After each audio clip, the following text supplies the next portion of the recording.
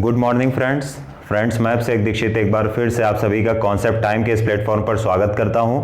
दोस्तों आज हम बात वहीं से शुरू करेंगे जहां पर पिछली वीडियो में हमने अपनी बात खत्म की थी और आज हम छोटे छोटे से दो टॉपिक पढ़ने वाले। पहला टॉपिक तो सामने लिखा हुआ है, जैन काउंसिल्स यानी जैन संगीतियां, या हम कहीं कहीं पर इन्हें जैन परिषद या जैन सभा कहते हैं। और दूसरी बात जो हम पढ़ेंगे, कंट्रीब्यूशन ऑफ जैनिज्म, यानी जैन धर्म का हमारे समाज को योगदान क्या है, कंट्रीब्यूशन क्या है। तो चलिए बिना वक्त गवाए अपनी बात को आगे शुरू करते हैं, क्योंकि वक्त आप सभी को पता है कि टाइम बहुत ही ज़्यादा इस समय बहुमूल्य है और खासकर कोविड-19 के दौर में तो कुछ ज़्यादा ही हो गया है। तो जितना भी आप जी रहे हैं खुशी से जीजिए और कोशिश करिए कि अधिक से अधिक आप जिए, और मैं भी यही कोशिश कर रहा हूँ। तो चलिए अगर बात शुरू करें जैन काउंसिल्स की, तो सबसे पहले काउंसिल्स मतलब होता है सभा। तो अब हम अगर ये देखें, सबसे पहला क्वेश्चन उठता है कि आखिर अगर जैन काउंसिल्स का आयोजन हुआ तो क्यों आयोजन हुआ। मतलब अगर कोई सभा हो रही है, जैसे हम अगर बात करें कि संसद होती है, संसद क्या होता है, संसद का सेशन या सत्र होता है, तो क्यों होता है, ताकि हमारे लिए कानून बनाया जा सके। तो वैसे ही प्रश्न उठता है, क्वेश्चन रेज होता है कि ये जैन काउंसिल्स अगर ऑर्गेनाइज हुई थी तो क्यों ऑर्गेनाइज हुई थी। तो सबसे पहले तो ये जानना जरूरी है कि इनका आयोजन क्यों हुआ था। To compile the teachings of Jainism। अगर हिंदी में इसको बोलें कि जैन धर्म के जो भी शिक्षाएं थी, जैन धर्म की जो भी शिक्षाएं थी, उनको संकलित करने के लिए, उनका कंपाइलेशन करने के लिए इनका आयोजन किया गया था। मतलब जैन धर्म के जो ग्रंथ थे उनको कंपाइल करने के लिए जैन संगीतियों, जैन काउंसिल्स का आयोजन किया गया था। तो पहला क्वेश्चन हमारा ये सॉल्व हुआ कि सबसे पहला क्वेश्चन उठता है कि आखिर इन जैन काउंसिल्स का आयोजन क्यों हुआ था। तो जो जैन धर्म की शिक्षाएं थी जो बिखरी हुई थी इधर उधर, उनको कंपाइल करने के लिए इन जैन काउंसिल्स का आयोजन किया गया था।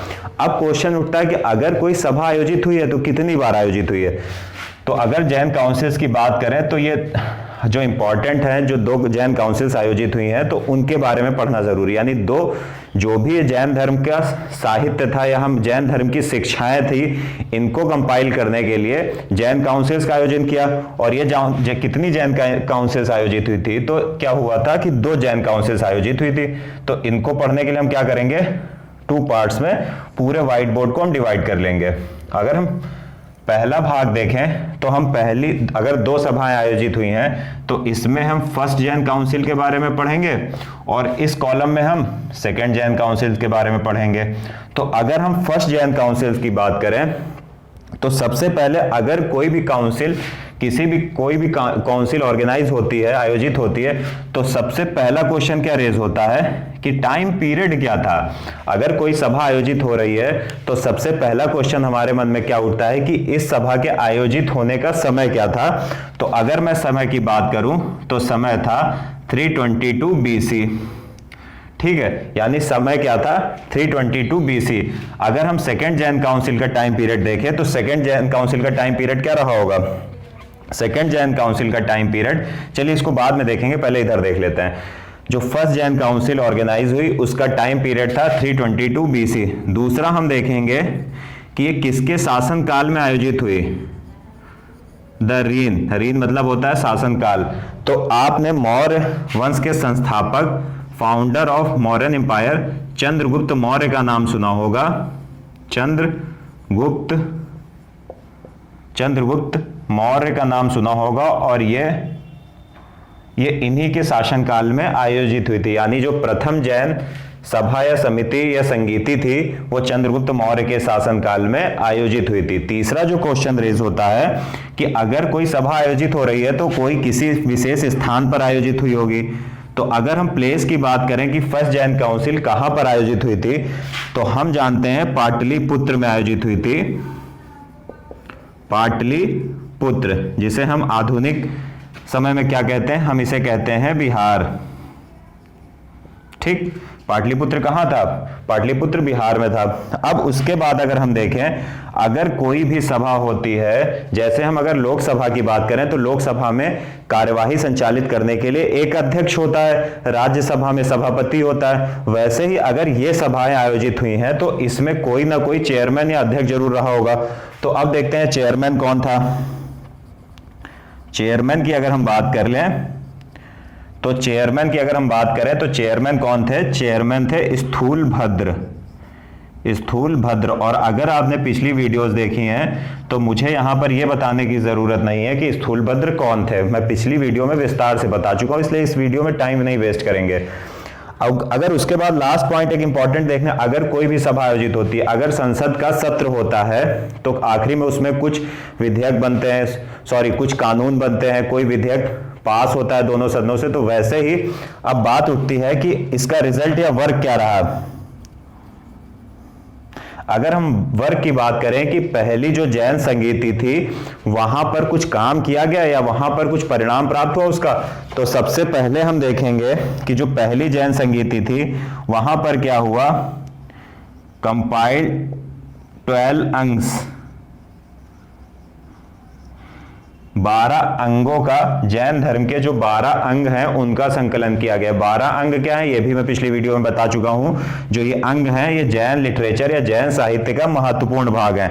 तो पहली जैन संगीति में जो पहला महत्वपूर्ण काम किया गया था वो ये किया गया था कि जो जैन धर्म के 12 अंगों का संकलन किया गया, कंपाइल किया गया। और दूसरा जो एक महत्वपूर्ण परिणाम यहां से निकल कर आया था, अब इसको वर्क कहना तो उचित नहीं होगा लेकिन फिर भी हम देखते हैं कि जो रिजल्ट निकल कर सामने आया वो क्या आया। अगर हम इसकी जगह रिजल्ट कर दे तो ज्यादा बेहतर लगेगा इसको पढ़ने में। रिजल्ट, अगर हम दूसरा रिजल्ट की बात करें तो हम देखते हैं कि जो जैनिज्म था या जैन धर्म था उसका डिवीजन हो गया। और डिवीजन किस में हुआ? डिवीजन हुआ 2 सेक्ट्स में। और उन सेक्ट्स के नाम क्या थे? उन पहले सेक्ट का नाम था श्वेतांबर्स और दूसरे सेक्ट का नाम था दिगंबर्स। ठीक है, ये हमने इंपॉर्टेंट पॉइंट देख लिए जो अभी तक के आप एग्जाम उठाएंगे तो सारे एग्जाम्स में अगर काउंसिल से क्वेश्चन आता है तो इन्हीं में से आता है। अब हम देखेंगे कि जो दूसरी जैन काउंसिल थी यानी जो द्वितीय जैन संगीति थी उसमें क्या इंपॉर्टेंट पॉइंट्स हैं जो एग्जाम्स में पूछे जाते हैं। तो सबसे पहला क्या आएगी बात? सबसे पहले आएगी बात कि टाइम क्या था। तो यहां पर 322 गौर करिएगा बीसी था। यहां पर क्या हो जाएगा कि जो टाइम पीरियड था कब ये आयोजित हुई थी, तो 5 कई टाइम आपको मिलेंगे आपको अलग अलग बुक्स में। कहीं पर आपको 512 मिलेगा, कहीं पर आपको 513 मिलेगा या कहीं पर आपको 522 मिलेगा। लेकिन मैं ये मान के चल रहा हूं 512। और यहां पर क्या था? बीसी थी। और बीसी एडी में क्या अंतर होता मैं बता चुका हूं तो इस वीडियो में नहीं बताऊंगा क्योंकि टाइम वेस्ट होगा। तो इसका जो आयोजन हुआ था, जो द्वितीय जैन संगीति थी, इसका आयोजन कब हुआ था? 512 एडी में। अब इसके शासक के बारे में कोई उल्लेख मिलता नहीं, हमको कहीं मेंशन मिलता नहीं किताबों में, तो ये हमें भी नहीं पता है तो इसकी बात नहीं करेंगे। अब तीसरी बात करेंगे आखिर प्लेस का, कि अगर हम बात करें प्लेस की तो अब हम देखेंगे ये कहां पर आयोजित हुई थी? ये पाटलिपुत्र में आयोजित हुई थी। लेकिन यहां पर क्या हुआ कि प्लेस बदल गया। अब ये कहां पर आयोजित हुई? वल्लभी। और वल्लभी किस राज्य में आता है? अगर हम वर्तमान में देखें कि हम जहां पर वल्लभी था उसे आधुनिक रूप में क्या कहते हैं, तो वल्लभी आता है गुजरात। गुजरात। तो ये हमने देख लिया। अब इसके बाद की अगर हम बात करें तो क्वेश्चन रेज होता है कि चेयरमैन कौन था।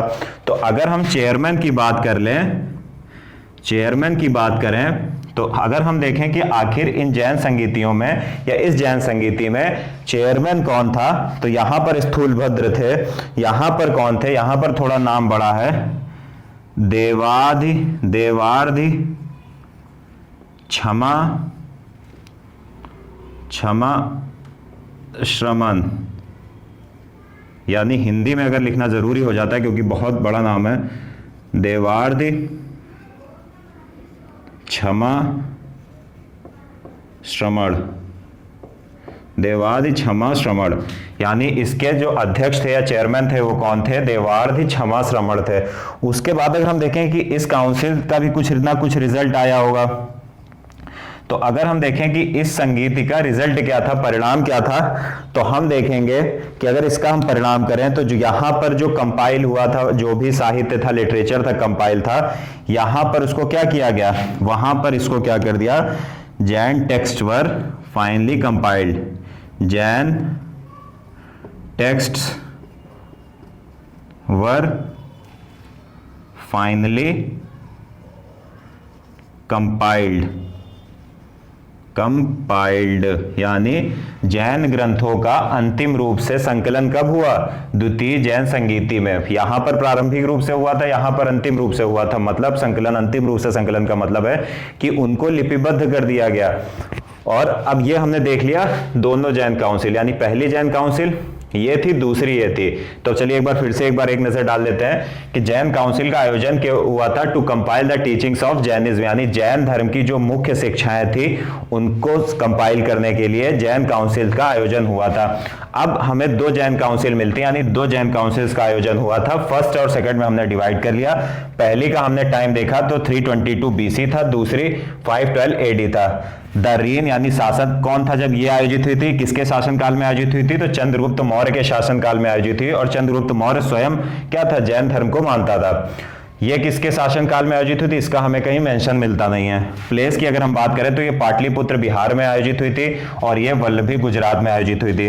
अगर हम चेयरमैन की बात करें तो इसके कौन थे अध्यक्ष चेयरमैन, इसके अध्यक्ष चेयरमैन स्थूलभद्र थे, इसके चेयरमैन देवार्द क्षमा श्रमण थे। उसके बाद हम देखें कि रिजल्ट क्या आया, वर्क क्या किया गया, तो इसमें क्या किया था कि जो जैन धर्म के 12 अंग होते हैं उनका संकलन यहाँ पर किया गया था। और एक महत्वपूर्ण घटना हुई थी कि जैन धर्म का 2 संप्रदायों में विभाजन हो गया था, जिन्हें हम पिछली वीडियोस में देख चुके, इसलिए मैं यहां नहीं बताऊंगा, श्वेतांबर्स और दिगंबर्स में। यहां पर रिजल्ट क्या आया कि जैन टेक्स्ट वर फाइनली कंपाइल्ड, यानी जो जैन ग्रंथ थे वो अंतिम रूप से संकलित किए गए। तो ये हमने पहला टॉपिक कवर कर लिया। और दूसरा भी टॉपिक देखेंगे जो छोटा सा है, तो इसको मैं इरेज करता हूं।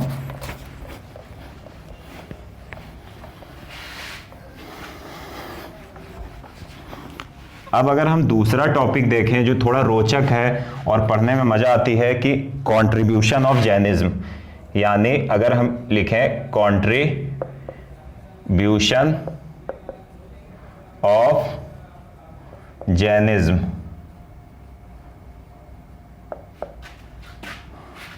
यानी जैन धर्म का योगदान, जैन धर्म का योगदान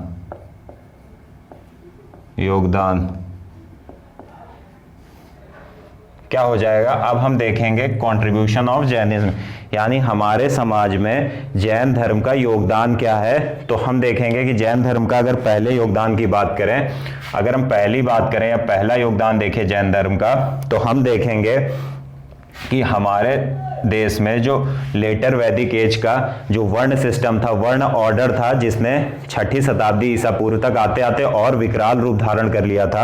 यानी अगर हम देखें कि जो भारत में वर्ण सिस्टम था, ब्राह्मण क्षत्रिय वैश्य शूद्र, और जो दूसरी बात क्या थी, एंड जो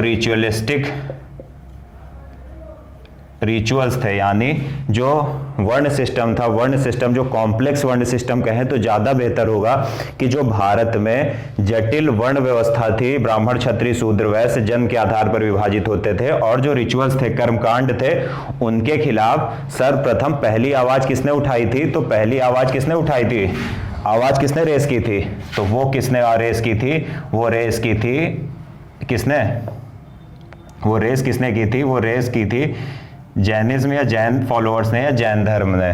तो सबसे पहला इंपॉर्टेंट पॉइंट क्या होता है कंट्रीब्यूशन, अगर हम देखें तो जो भारत में भेदभाव मूलक सोसाइटी थी, समाज था, जहां पर जन्म आधारित वर्ण व्यवस्था था या बर्थ बेस्ड वर्ण ऑर्डर था, उसके खिलाफ और कर्मकांडों के खिलाफ सबसे पहली आवाज संगठित रूप से किस धर्म ने उठाई थी, तो वो जैन धर्म ने उठाई थी।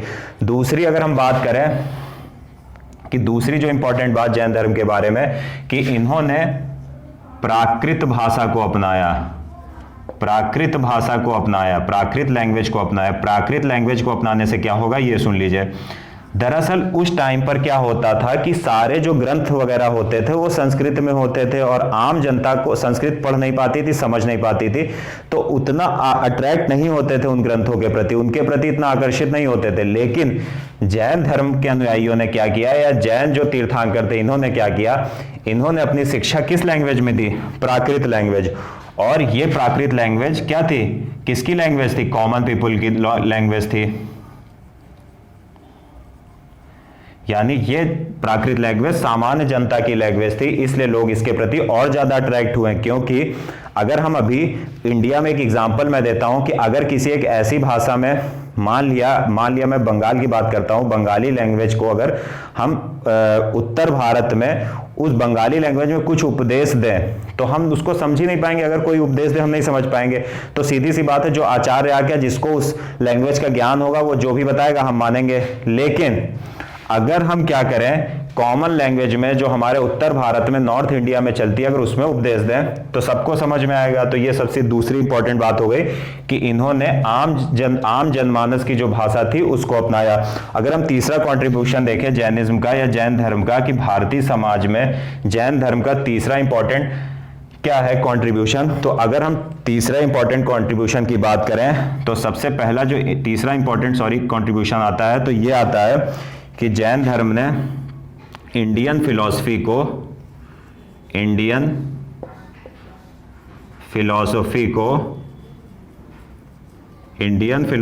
क्या किया, इनरिच्ड किया। इनरिच्ड का मतलब समृद्ध किया। अब वो समृद्ध कैसे किया ये समझिए। अब मैंने बताया है कि जो जैन धर्म था इसने क्या क्या दिया था, इसने एक तो पंच महाव्रत दिया था, 5 ग्रेड वॉज या पंच महाव्रत। उसके बाद हम देखें तो इन्होंने त्रिरत्न का कॉन्सेप्ट दिया। उसके बाद अगर हम देखें अनेकांतवाद का ऐसे बहुत सारे कॉन्सेप्ट दिए। अनेकांतवाद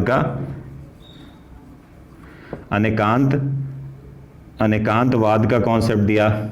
और भी कॉन्सेप्ट है, मैंने 3 इंपॉर्टेंट दिए कि ये जो जैन धर्म की शिक्षाएं थी इन्होंने क्या किया, इन्होंने भारतीय दर्शन को समृद्ध किया। जो भारतीय दर्शन का जो भी भंडार था उसमें और अधिक कुछ ना कुछ जोड़ा, जिससे क्या हुआ कि भारतीय दर्शन और अधिक समृद्ध हुआ।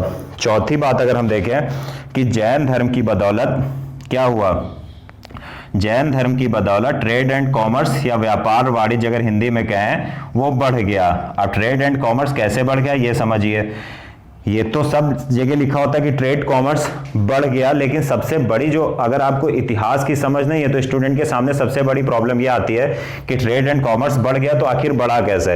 तो अगर हम नजर डालें कि ट्रेड कॉमर्स बढ़ा कैसे, तो अगर हम बात करें, आपने पढ़ा होगा कि जैन धर्म के जो 5 ग्रेड वॉज थे या अब जिसको हिंदी में हम कहते हैं पंच महाव्रत, उसमें क्या था, उसमें नॉन वायलेंस पे बहुत अधिक बल दिया गया था। क्या था, जो पंच महाव्रत थे उसमें अहिंसा को बहुत अधिक बल दिया गया था। तो और इसीलिए जैन धर्म में मैंने बताया था पिछली वीडियोस में कि वॉर एंड एग्रीकल्चर रिस्ट्रिक्टेड है, वॉर एंड एग्रीकल्चर पर क्या था, प्रतिबंध था या वर्जित था। अब सीधी सी बात है, अगर नॉन वायलेंस पर बहुत अधिक बल दिया जा रहा है और अगर इसीलिए जो जैन आचार्य थे उन्होंने जो युद्ध था और कृषि करने से मना किया था अपने फॉलोअर्स को। युद्ध में लोगों की हत्या होती तो उसे भी जीव हत्या मानते थे। एग्रीकल्चर करने में क्या होता था, जब खेत में जुताई होती थी जो छोटे छोटे कीट या कीड़े मकोड़े होते थे तो उनकी भी हत्या हो जाती थी, इसलिए उसको भी जीव हत्या में मानते थे और वो भी कहते थे कि ये हिंसा है। तो सीधी सी बात है, अगर आप नॉन वायलेंस पे बल देंगे और आप युद्ध और एग्रीकल्चर नहीं करने देंगे तो लोग क्या करेंगे, जब कुछ भी नहीं होगा, ये नहीं होगा तो लोग क्या करेंगे, ट्रेड एंड कॉमर्स पर। सीधी सी बात है, जब एग्रीकल्चर कृषि और युद्ध कर नहीं रहे तो क्या करेंगे, अपनी जीवन यापन करने के लिए, रोज की रोटी चलाने के लिए वो क्या करेंगे, वो व्यापार और वाणिज्य पर बल देंगे। तो ये पूरा टॉपिक हमने 2 टॉपिक आज कवर कर लिए। पहला टॉपिक था कि हमने जैन काउंसिल्स के बारे में पढ़ा कि जैन काउंसिल्स क्या थी, क्यों आयोजित की गई और कितनी आयोजित की गई, ये हमने पिछली वीडियोस में देखा। और इस वीडियो में हमने देखा क्या कि कंट्रीब्यूशन ऑफ जैनिज्म यानी जैन धर्म का हमारे समाज को क्या योगदान है। तो उम्मीद है ये दोनों टॉपिक आपको क्लियर होंगे और ये जैन धर्म जो है ये पूरा टॉपिक खत्म होने वाला, बस एक लास्ट वीडियो है कि आखिर इसके पतन के क्या कारण थे, रीजंस ऑफ डिक्लाइन। तो ये हम लास्ट वीडियो में देखेंगे।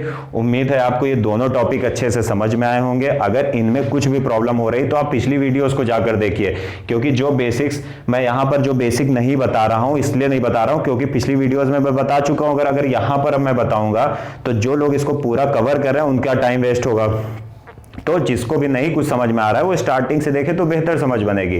तो उम्मीद है आपको ये पूरे दोनों टॉपिक समझ में आए होंगे। यदि आपको टॉपिक समझ में आए और आपको लग रहा है आप इन वीडियो से कुछ आपको मिल रहा है तो चैनल को सब्सक्राइब कीजिए, वीडियो को लाइक करिए और अधिक से अधिक लोगों को शेयर करिए। Thank you.